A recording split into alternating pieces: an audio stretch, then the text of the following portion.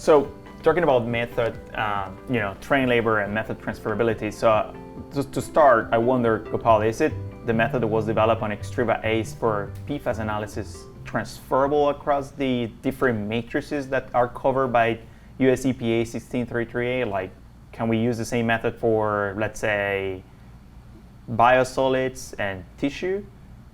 So we have two different methods. Mm-hmm. One is for solid, soil, sediment, and also biosolid. Okay.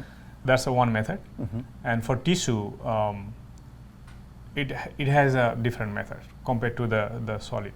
So if you look at 1633, we are trying to align with 1633, right? Okay. So for the solid, you just extract with basic methanol. Right. That's all you do. Okay. For tissue sample though, not only you have to extract with basic methanol, but you also have to extract with acetonitrile. Okay. And that you can do with our EXTREVA too. Yeah. Okay. Is this a combination of solvents, or does the instrument offers the feature where the user could load independent solvents? It can actually do independent solvents. Okay. So you extract with basic methanol, and in the sequence you can actually design your sequence that it's gonna extract with basic methanol, and then it's gonna go to acetonitrile and extract with acetonitrile automatically. And then both extracts are combined in your collection vials. Yes. Okay. Perfect. Everything is automated once you set up your sequence and method. So that's great to hear. So in terms of comparability, we're going to have two methods, one that covers solid biosolids, one for tissue samples. What about efficiency? Because I know that would be one of the greatest concerns for most users. Like, how did the instrument perform compared to the manual method? That's a good question. So since we are keeping the chemistry same, so in terms of the extraction efficiency, there should not be any problem, and we didn't see any problem. Right. When we were comparing the two methods side by side, we can see that at least to the least, basically, our EXTREVA ASE method is matching the requirements by EPA 1633A.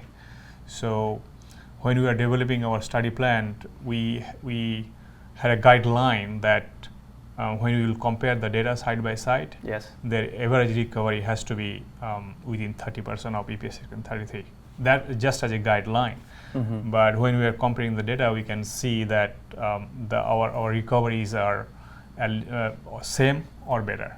And this is across all the matrices. Yeah. So that's great to hear that the instrument has a great performance across the different matrices. But I'm curious, because when someone is transferring from a manual method that has been thoroughly tested in multi-laboratories across the country, how the EXTREVA ASE does in terms of reproducibility?